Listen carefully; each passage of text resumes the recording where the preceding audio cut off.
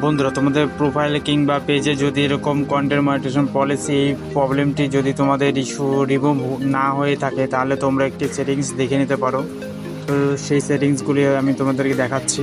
সবার প্রথমে এখান থেকে ব্যাক করে আসতে হবে।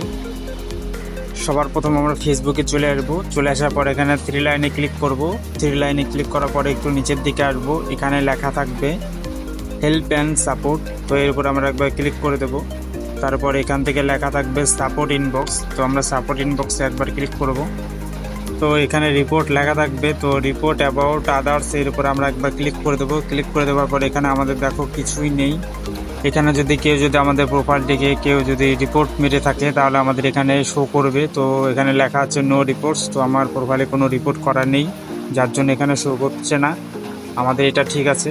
তো এখান থেকে আমরা ব্যাক চলে আসবো। ব্যাক চলে আসার পরে এখানে আমাদের লেখা থাকবে ইওর অ্যালার্টস। তো এর উপরে আমরা ক্লিক করে দেবো। ক্লিক করে দেওয়ার পর এখানে লেখা আছে নো ভায়োলেশন। আমাদের অপশনটি এটিও ঠিক আছে। তো এভাবে তোমরা তোমাদের সেটিংসগুলি তোমরা দেখে নিতে পারো। এই সেটিংসগুলি যদি তোমাদের ঠিকঠাক থাকে, তাহলে তোমাদের কন্টেন্ট মনিটাইজেশন পলিসি এটি রিমুভ হয়ে যাবে।